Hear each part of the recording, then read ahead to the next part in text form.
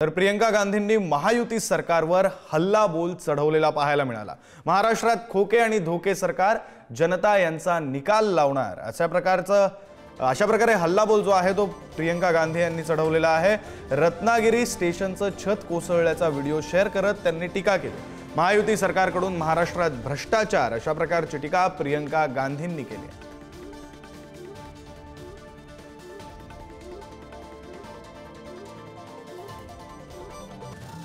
आपले प्रतिनिधी Umesh Karanjkar phone line वरून जोडले गेले, त्यांच्याकडून अधिकचा तपशील जाणून घेऊया। उमेश, कोणता व्हिडिओ, म्हणजे व्हिडिओ आपण अर्थातच पुढारी न्यूजच्या टीव्ही स्क्रीनवर पाहू शकतोय, मात्र त्या व्हिडिओचा रेफरन्स काय आहे, कोणता व्हिडिओ आहे, त्यानंतर काही स्पष्टीकरण समोर आलंय का?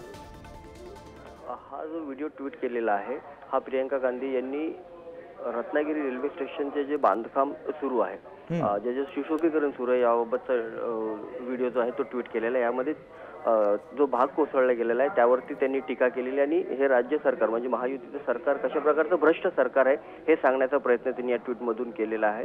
मात्र पीआयबीने लगेच यावरती स्पष्टीकरण दिलेले आहे की हा ट्विट जे प्रियंका गांधींनी केलेलं आहे ते चुकीचं ट्विट आहे। ह्याच परिसरामध्ये असलेलं पार्किंग लॉटमधलं काही भाग कोसळला आणि तिकडचं हे बांधकाम पडले असल्याचा हा दावा पीआयबी कडून करण्यात आलेला आहे। यासोबतच प्रियंका गांधी खोटं ट्विट करतात असं देखील सांगण्यात येत आहे।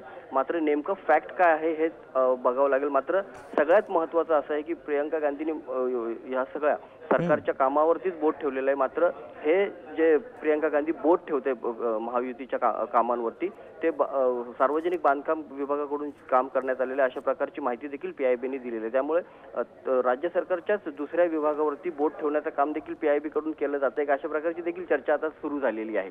विक्रांत, बरं, धन्यवाद उमेश।